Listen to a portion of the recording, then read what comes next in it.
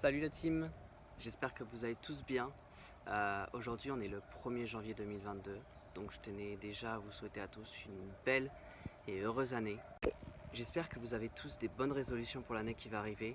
Je tenais à remercier tous ceux qui se sont déjà abonnés à la chaîne et dire un bienvenue à tous ceux qui vont s'abonner prochainement. La chaîne a été ouverte il y a exactement 10 jours et toutes les choses arrivent petit à petit et commencent à avancer. Donc il y en a qui m'envoient de la force et je tenais sincèrement à les remercier. Et encore une fois, je vous souhaite une magnifique belle année. Donc j'aimerais qu'à la fin de la vidéo, déjà tu t'abonnes avant si jamais le contenu te plaît. Je m'efforce de faire le meilleur contenu possible, ça me prend énormément de temps, donc juste un petit pouce bleu, juste un abonnement, ça fait extrêmement plaisir. J'aimerais que tu me dises dans la barre des commentaires quelles sont tes bonnes résolutions pour l'année 2022. Moi perso, pour ma part, c'est de quitter Londres parce que en fait, je sais pas si tu vois le fond derrière, j'habite à Londres pour le moment et je sais pas d'ailleurs si tu entends derrière, mais il y a Arsenal qui joue, donc je suis juste à côté du stade d'Arsenal. Donc peut-être que ça va faire un petit peu de bruit. Mais voilà, moi, mon objectif d'année 2022, c'est de retourner en France parce que la France me manque énormément. Donc les vacances vont bientôt s'arrêter, j'espère que tu en as bien profité, j'espère que tu as max ressourcé. Là il y a le mercato en ce moment qui commence aujourd'hui, donc tout ce qui est Kylian Mbappé, tout ça, on va entendre à mort. Donc je vous dirai un maximum d'informations à ce sujet-là, je vais essayer de tout décrypter au maximum, le mieux possible, vous faire les vidéos les plus détaillées, pas vous sortir des informations venues de nulle part. Je vais essayer de tout filtrer et vous donner exactement mon avis, j'attends vraiment que tu me dises le sien aussi. Et au passage, n'hésite pas aussi à me dire ce que tu as eu comme cadeau de Noël au passage. Moi franchement ça me fait trop rigoler à chaque fois de voir les cadeaux de Noël des gens, voir je sais pas ce qu'ils ont voulu avoir, voir s'il y en a, je sais pas, il y en a qui ont eu des drones, il y en a qui ont eu, je sais pas, une corde à sauter, je m'en fiche, je veux juste savoir, ça me fait régaler de savoir chaque année ce que les gens ont eu comme cadeau de Noël. Moi par exemple, ce que j'ai eu comme cadeau de Noël, c'est genre un casque de gaming avec quelque chose pour recharger les batteries derrière les manettes sur Xbox. Et c'était mais juste génial. Bon, trêve de plaisanterie, on est quand même là pour le football, on le sait. L'idée en fait de la vidéo, ça va être de voir ce qui s'est un peu passé cette année sans rentrer trop dans les détails. J'ai pas envie de vous faire une vidéo de 25 minutes où au bout de 10 minutes vous commencez à avoir les yeux qui tombent. J'ai pas envie de vous décrocher, j'ai envie de vous maintenir jusqu'à la fin. Le but c'est de voir un petit peu les meilleurs moments qui se sont passés cette année au PSG. Il y en a eu franchement des fantastiques, même si l'année n'a pas été incroyable, on le sait tous. Pochettino, il n'est pas fait pour le PSG, il a fait vraiment n'importe quoi. Mais au début, il y a quand même des choses qui sont hyper intéressantes. Et il y a quand même des moments, moi personnellement, j'étais sur mon canapé, il y a des moments où j'ai sauté de mon canapé, j'avais les frissons partout et j'étais en train de gueuler dans ma maison. Par exemple, le premier but de Messi, mais pour moi, je m'en souviendrai jusqu'à la fin de mes jours. Le but de Benzema en équipe de France quand il a mis contre l'Espagne en finale de la Nation League, pour moi, j'ai sauté aussi de mon canapé. C'est des moments qui m'ont marqué et qui m'en marqueront toujours en fait. Déjà, je vais commencer par le négatif, on finira par le positif. Déjà, ce qui m'a saoulé, c'est que le PSG en fait, est tombé tellement dans une facilité sans identité de jeu avec Pochettino qu'en fait ils en ont perdu le titre face au LOSC et déjà j'ai trouvé ça lamentable, catastrophique parce que on avait de l'avance et à la fin on a fait chute libre et perdre du titre et c'est le LOSC qui a réussi à l'emporter et je trouve que ça a eu franchement de belles conséquences parce que c'est là que les remises en question ont commencé à démarrer et mais derrière ce que je remarque surtout, c'est que on a eu la double confrontation contre le Bayern. Et ce premier match, où il y a une mise en valeur de Mbappé et Neymar sur ce match-là, qui se réveille, qui apporte réellement un soutien défensif. Et je crois que c'est le seul match où vraiment ils arrivent à pousser vers la défense, se réveiller en plein milieu du match. Et après, le match est extraordinaire. Et quand on voit la Neymar qui saute dans les bras de Paredes, qui se rage dessus, juste derrière, il y a la photo de Kimmich qui a le seum. À ce moment, il est juste extraordinaire. Après, je parlerai bien évidemment de ce match de Barça PSG ou PSG Barça, je sais plus trop. Je crois que c'était au Barça que ça s'est passé. On les a mais éclatés. Il y avait le but de Messi. Le but de Messi était juste incroyable. J'ai commencé à avoir le stress qui est monté d'un coup. Je me suis dit ouais, il n'y a rien qui est fait les gars. Mais juste après le but de Mbappé, c'était une masterclass que nous avait sorti. C'était juste insane ce qu'il avait fait. Ce que j'ai envie de retenir vraiment sur cette période-là, c'est juste ce que faisait le PSG, c'était juste incroyable. À ce moment-là, en fait, on comprenait que le PSG n'en avait rien à faire de la Ligue 1, était full concentré sur la Ligue des Champions. Et je prenais mais un plaisir. En fait, tous les matchs, je les voyais, je m'ennuyais, j'avais les yeux qui tombaient, je m'endormais à mort. Mais juste derrière, j'arrivais en Ligue des Champions et pour moi, Paris renaissait en fait. C'était incroyable. Vraiment, on voyait des joueurs qui avaient une technicité. C'était débordant en fait. J'avais les yeux qui s'écarquillaient. Je me suis dit, mais qu'est-ce qui se passe? Mais enfin, le PSG, s'il jouait comme ça en Ligue 1, mais tous les week-ends, on prendrait un pied un fou en fait. Au niveau des yeux, on serait là, waouh! Après, je vais te parler de quelque chose, forcément, tu le sais. Tu le sais que ça va arriver. Là, je vais t'en parler, tu le sais. Il y a deux choses dont je vais te parler. La première, c'est le mercato. Le mercato, mais... Ah, c'était un bijou. Ah, c'était un bijou. T'as Donnarumma qui débarque. Et quand j'ai vu ce qu'a fait Donnarumma, je me suis dit, putain, il débarque au PSG, mais on va être des monstres. Ah, les gars, on va être des monstres. Navas, Donnarumma, c'est gâteau, là.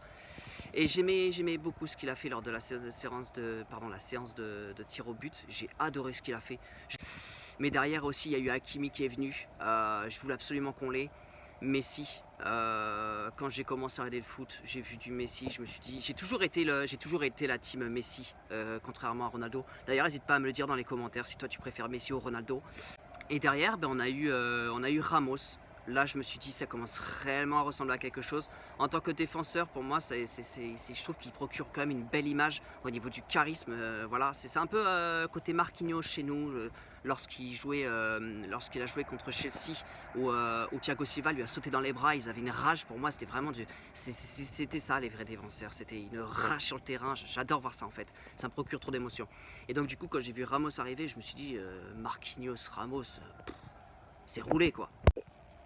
Et là, mon petit pote, et là, ce fameux match où on joue contre City, et tu sens que Messi, il va tenter un petit truc là, il se passe quelque chose. La petite talonnade de Mbappé et l'enroulé de Messi. Je te mens pas. De minuit jusqu'à 3h du matin, j'ai regardé des replays. Et je voulais absolument revoir ce but dans tous les angles, voir les réactions des supporters. Et j'étais à balle. Je me suis dit, mais ce but de Messi, enfin il a marqué cette image où il est au ralenti et avec le maillot qui flotte dans les airs et le gars, t'as tout le stade qui explose. En plus, moi j'ai les commentaires en anglais, je suis sur BT Sport, alors laisse tomber. Les commentaires anglais qui s'arrachent le slip dès que Messi met son premier but, c'est trop stylé, c'est vraiment trop stylé. Je t'ai assez parlé de mes meilleurs souvenirs. J'attends également que tu me dises les tirs dans la barre de commentaires. J'ai besoin de te connaître, tu vois? Alors tu me laisses un petit commentaire. Tu me dis quel est ton moment préféré sur cette année 2021, s'il te plaît. Tu me dis ton cadeau de Noël aussi, s'il te plaît. Et ce que tu as fait pour Réveillon. Merci bien. Ok. Allez, on passe aux statistiques de cette saison. Déjà, la première, c'est que le PSG a fini sur 41 victoires. Sur le bilan des meilleurs clubs européens, ils sont 3e. Je crois qu'ils sont juste derrière le Bayern. En tout cas, ils sont à 3e position. C'est quasiment ceux qui ont eu le plus de victoires en Europe. Ce qui est bien aussi, c'est que Aurel Di Maria, il est quand même beaucoup critiqué. Moi, je trouve que c'est quand même l'un des joueurs qui, dans le PSG, même s'il a beaucoup de passages à vide sur ces dernières saisons, il n'en reste pas moins talentueux quand même. Il est devenu le meilleur passeur du PSG. Il est à 104. C'est historique pour lui. Après, malheureusement, c'est une stat qui est quand même assez affolante, c'est que le PSG en Ligue des Champions à l'extérieur, je dis bien à l'extérieur, pas à domicile, à l'extérieur, ils ont réussi une seule fois, enfin ils ont réussi en tout à mener que 51 minutes. C'est de la merde. C'est pourri. C'est-à-dire que tu pars à l'extérieur, tu pars faire des matchs à City, au Barça ou quoi que ce soit, et en tout, sur tout ton cumul de la Ligue des Champions, tu gagnes pendant même pas une heure. Bah ça pue, c'est de la merde. Voilà. Merci Poche. Les petites stats affolantes, je sais pas si vous avez vu, mais il y a Mbappé qui s'est déplacé à Dubaï au Global Soccer Awards. Donc il y a eu sur la plus grande tour du monde à Dubaï, il y a eu carrément une animation de Mbappé avec meilleur joueur, parce qu'en fait il a été élu meilleur joueur de l'année en fait du mondial, avec 43 buts et 16 assists. Donc c'est énormissime, bravo à lui. De toute façon Mbappé c'est la légende du foot, de toute façon on le sait, c'est la relève de Messi et Ronaldo en fait, donc je trouve ça énorme pour lui, avec sa mentalité, Il faut vraiment qu'on te garde et n'hésite pas à voir dans mes vidéos, tu as des vidéos sur ce que je pense de si Mbappé va rester ou partir. À mon goût, il n'y a rien qui est fait. En tout cas, le fait qu'il parte, on ne peut pas le dire pour le moment et je pense qu'il y a vraiment de la chance pour qu'il reste. Enfin bref, c'est dans mes vidéos, tu iras voir quand tu auras le temps. Mais félicitations à lui, il représente la France, il représente le PSG, c'est exceptionnel. Il est également le deuxième meilleur buteur de la Ligue des Champions derrière Lewandowski avec un total de 10 buts. Et il est le plus jeune joueur de l'histoire à atteindre la barre des 100 buts en Ligue 1. C'est stratosphérique, c'est un cyborg français en fait. Vas-y Mbappé, si tu veux, tu peux partir. J'aimerais vraiment bien que tu restes, mais fais un petit call à Haaland histoire de lui dire s'il te plaît la soupe est bonne au PSG. Parce que si tu pars, il y a que Haaland qui peut te remplacer clairement. Je vois pas d'autre solution en vrai. Ousmane Dembélé, j'en veux pas. Clairement, je te le dis direct, j'en veux pas. Oh non, la caméra s'est arrêtée. J'étais en train de vous dire que le PSG a fini champion d'automne avec 13 points d'avance. Bravo à eux. De toute manière, on sait très bien que le PSG a largement le niveau. J'essaye de cacher la poubelle qui est derrière. C'est répugnant en fait, je viens de remarquer. Je vais faire comme ça, c'est carrément mieux. Parce que ça, c'est archi dégueulasse en fait. C'est là depuis le début de la vidéo, je l'ai même pas remarqué, je suis vraiment nul. Donc le PSG a clairement largement le niveau et sera champion dans tous les cas cette année, il n'y a pas de doute là-dessus.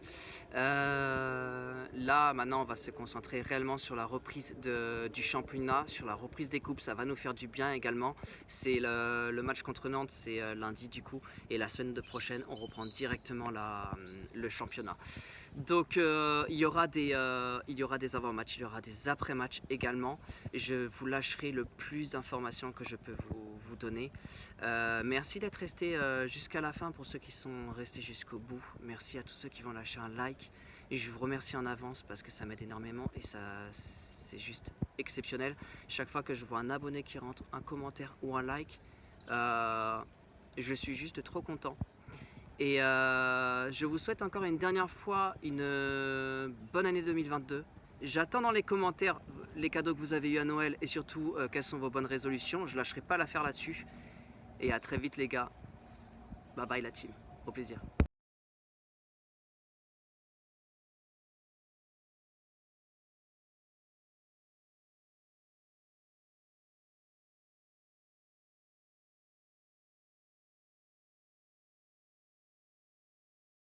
Je viens de remarquer que ma caméra était éteinte quand j'enregistrais ce passage-là. Et je suis trop dégoûté. Le PSG a donc fini champion d'automne avec 13 points d'avance.